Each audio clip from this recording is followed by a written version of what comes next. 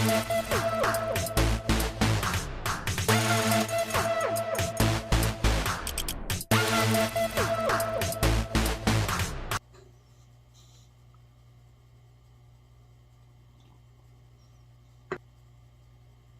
much was that dog in the window? We never found out. Your fucking parents do that to you. Oh, hey, sorry I didn't see you guys there. I'm going to film this really quick on my phone, so it's going to be cheap quality. But I want to put on my predictions before I take off to work. That's why I'm filming on my phone, so I can edit this video together while I'm at work. So just quick predictions. I want to stick with it because I did it last week. I forgot to do it yesterday, but I had put on some of the graphics I made. I did pick GP to win. I picked Flyer Bluff to win. I never said anything about the Bevo Pleasanton. I would have picked Pleasanton to win that game. So technically, I got them all right yesterday. But starting today, just real quick. I'm gonna do this really fast. It's gonna be a quick video. If we go with Flatonia, Flatonia has like a 60-something to 0 loss to Shiner. Like, can you imagine the Fuga losing to Shiner 60-something to 0? Wait, let me look at it real quick. Let me see. I'm lying. 42 to 0. Flatonia has a 42 to 0 loss to Shiner. Like, unless you can imagine the Fuga losing by that bad to Shiner. Also, this is not gonna be a close game. The Fuga's gonna beat. Fuga's gonna beat Flatonia. I don't know, man. 56 to 0. 56 to 0, and the winner of that game it's the winner of Villa Ganado.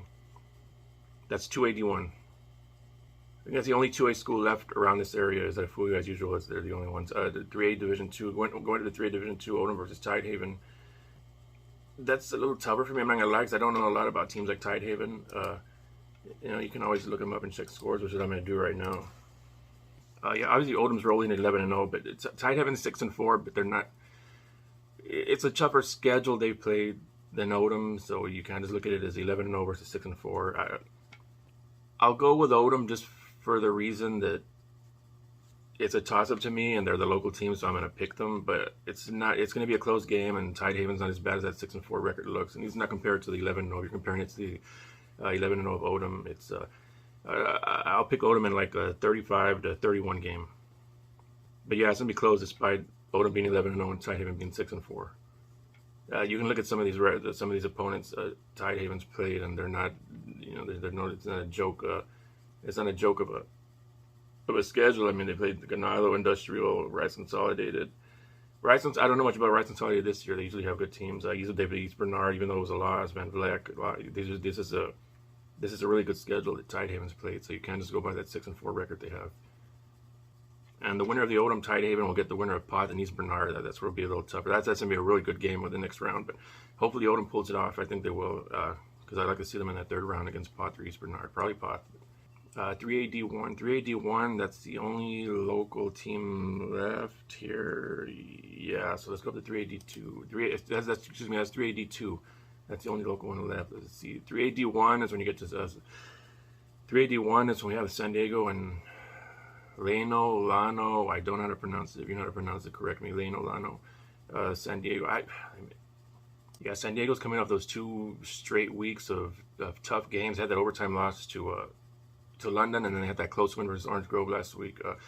Lano is 8-2. They have the 2 losses. One of them is an overtime loss, a close 1-point loss. The other one is to Gatesville, who played.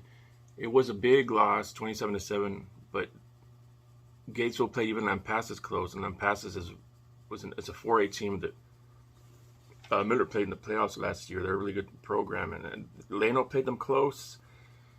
Lampasas isn't what they were last year, but Lano played them close, and they are 4A. And it's gonna be a tough one to pick. I want to pick San Diego because I have friends from there. I like their coach. I like everybody. If it's hard to pick San Diego in this one. You thought I'm gonna get killed in the comments. If I'm trying to pick accurate this time, and I want to get as many right as possible, I think last week I only got 2 of them wrong. 2 or 3. I think it was 2 wrong last week. I'm trying to get none of them wrong this week. I'm pulling for San Diego, but Lano's schedule is tough, and they played that. It's a tough one. San Diego's defense will keep it close for most of the game, but then I got Lano pulling away late. Lano's gonna win by like 2 touchdowns on this one. Sorry, San Diego people, don't hate me. The winner of the San Diego Leno game gets the winner of Poteet Vanderbilt Industrial. That's a good matchup. I think Vanderbilt Industrial's gonna win that one. They're really good this year. That's a game I think I'm gonna film tonight. I was gonna go to San Antonio and film the Millard game. I've always wanted to film a game at Alamo Stadium. That's my favorite stadium ever. But I'm gonna have to work tomorrow after all, and yeah, I'm not gonna drive all the way to San Antonio. Just have to come back tonight to go to work tomorrow. So I'm gonna stay around here, and Poteet and Vanderbilt Industrial play in the backyard of where I live in Cabinets Field. So I'm gonna go do that one. Yeah. So the winner of Leno and San Diego will get the winner of Poteet Vanderbilt Industrial. Sticking with 3AD1 is London, the London Pirates and Lago Vista Vikings.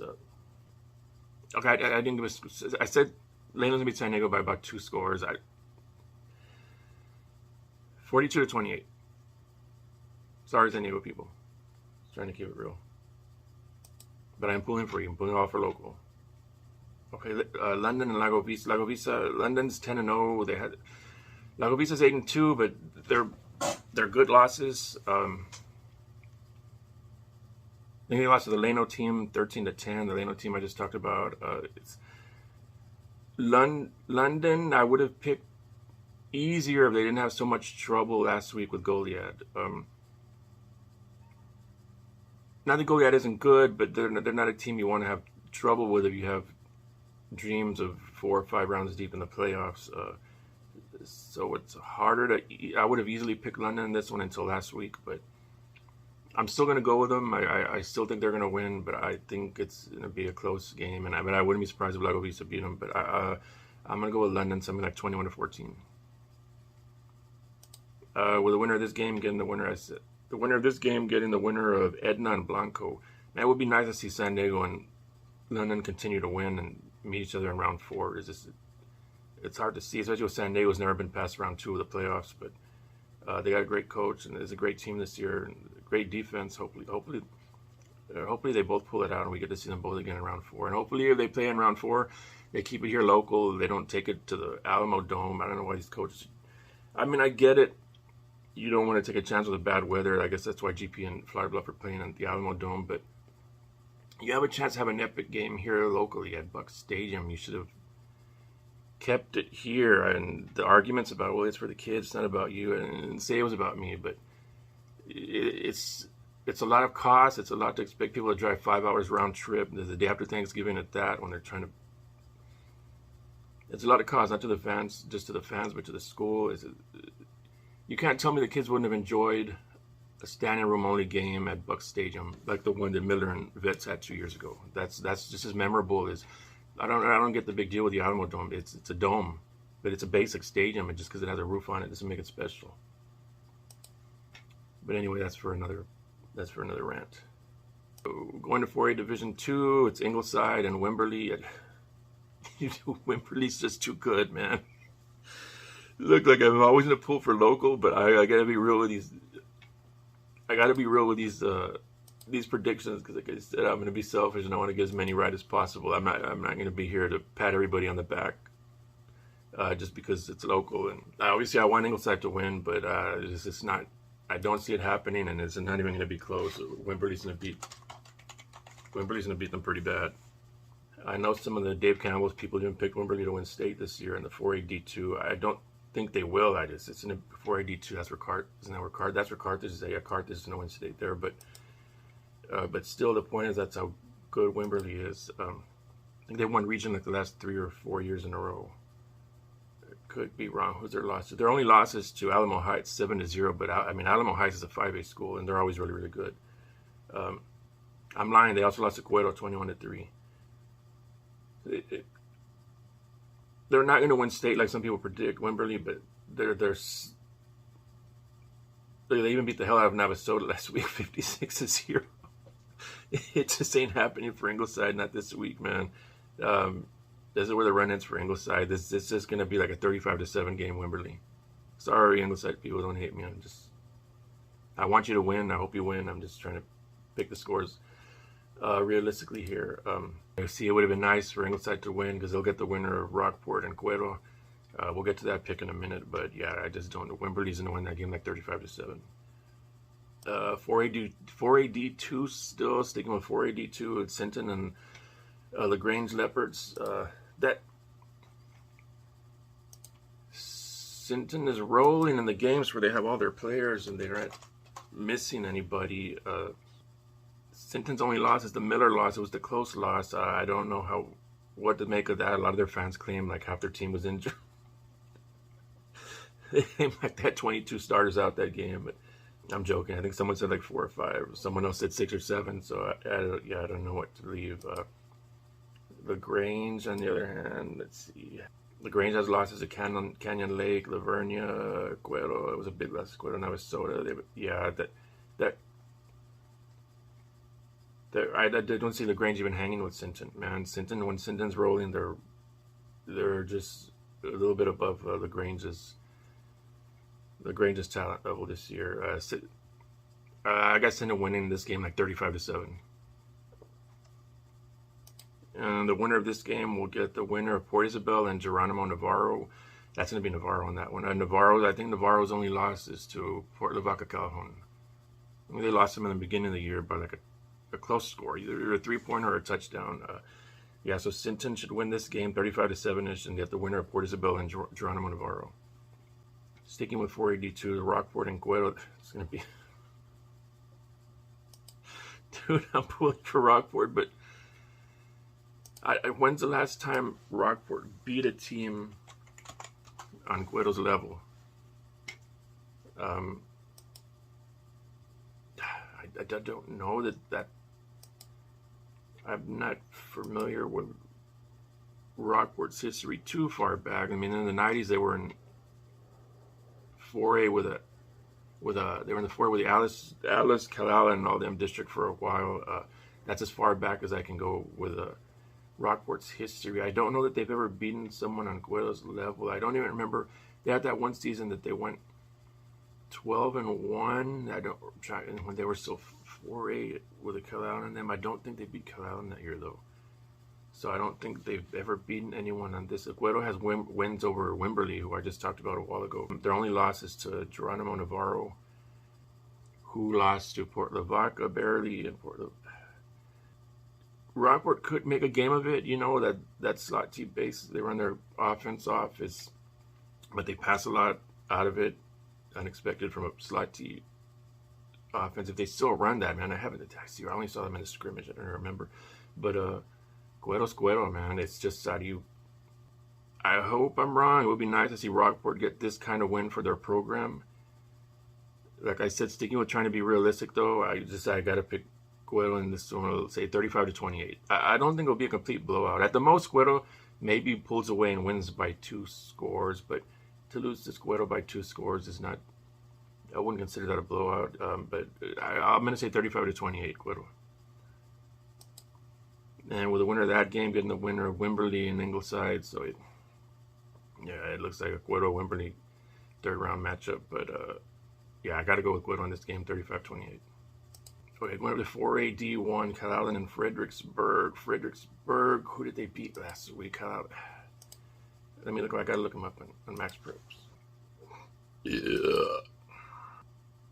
Oh, that's right. Fredericksburg beat Somerset last week, 45-41. They lost to Lampasas the week before that, so they're not. And I'm just overthinking this. Calallen's gonna win this game like 28-7. It'll be one of those things where Calallen starts off slow, like they always do for some reason. It'll be the 14-7 at halftime, but they'll pull away. It'll be like 28-7 by the end of the game. Calallen will win this game. And then Calallen will get the winner of Beeville, Jones, and Pleasanton, which was Pleasanton won last night. It was a heartbreaker for Beeville, from what my friend tells me. Beeville missed the extra point when they were down 21-20, but then they drove all the way down to the 15 of Pleasanton with seconds left, going for the field goal to win the game, and they got blocked. And from what someone said, Pleasanton won the week before on a blocked field goal also. So, Calallen wins this game like 28-7 over Fredericksburg, and then we'll get Pleasanton next week. 4AD1 still, Miller and Borney. My dad just corrected me again, and I keep forgetting if it's Bernie or Borney. I think he said it was Bernie. Bernie Greyhounds. I know Bernie played GP at the beginning of the season and edged out GP by maybe like a touchdown, I think. Miller is... I think Miller... It's hard to pick this one, man. I think Bernie might be just a little bit better than Miller this year, but Miller always has that puncher's chance because of like the deep ball they got with Atkinson and Brown and all those receivers they have, and then the running game with Greenwood and Williams. It's always hard for me to pick against a Miller, not because I'm a Miller homer. They've always got that puncher's chance with that deep ball stuff they do. But I mean, I don't know what to think with Bernie. They have that close win over GP, but that was in the beginning of the season when GP wasn't really rolling yet. GP's a different monster right now. They're really, really good now. But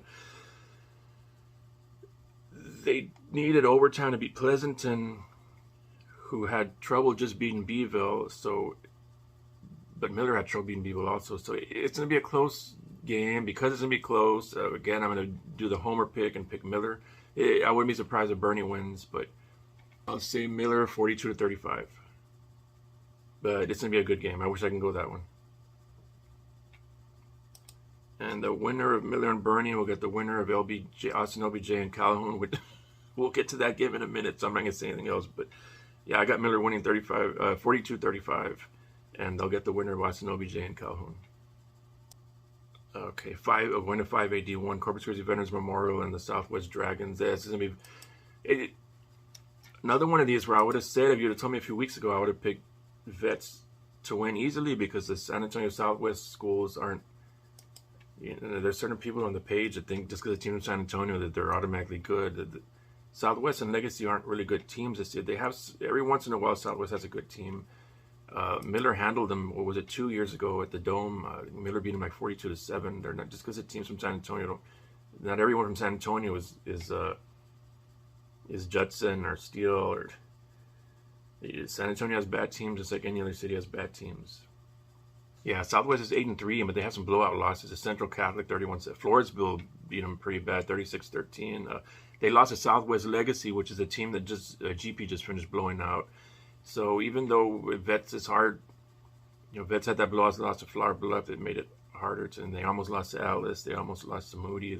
They're close to GP. They don't.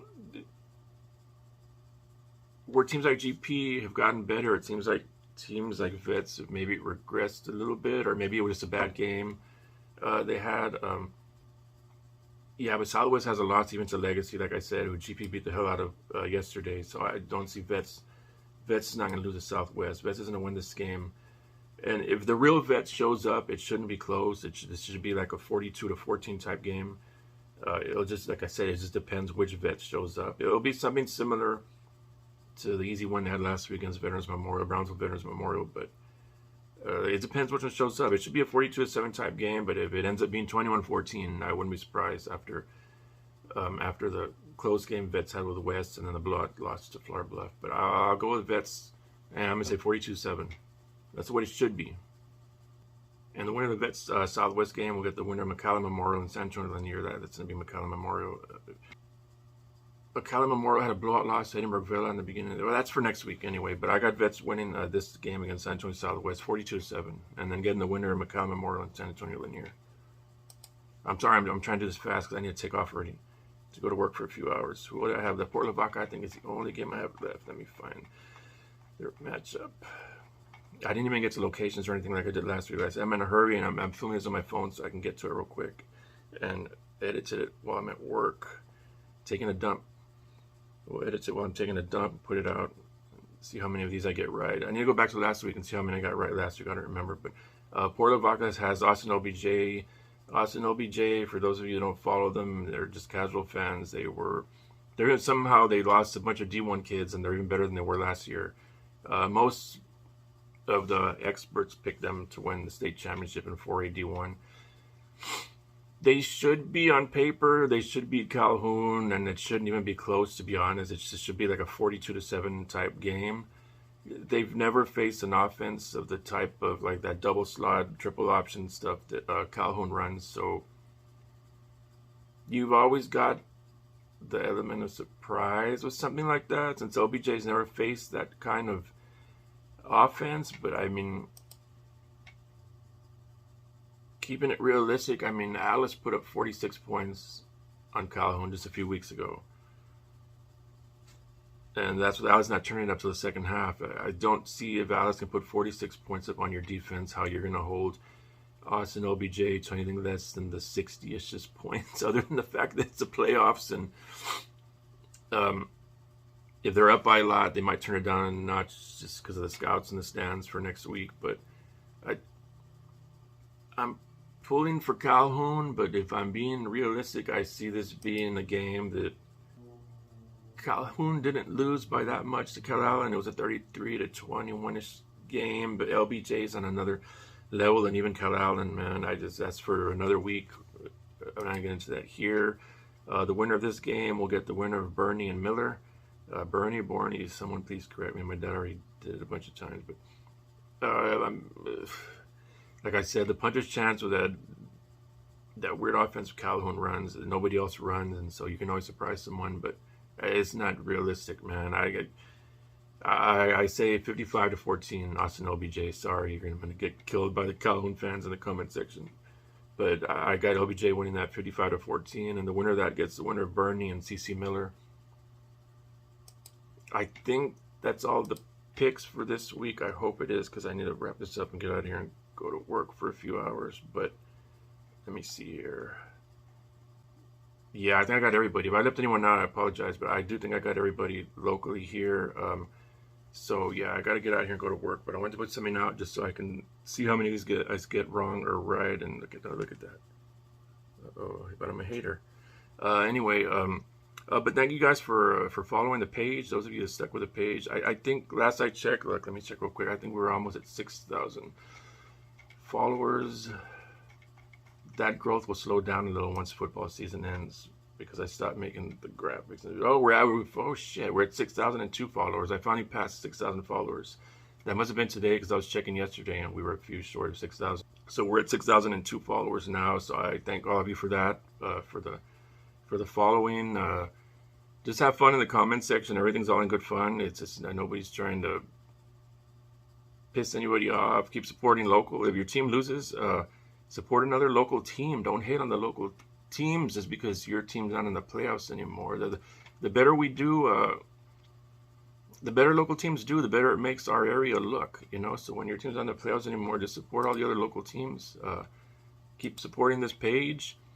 Invite your friends to follow and like it. And thank you guys for following this page. And I'll see you maybe next week. Thank you guys.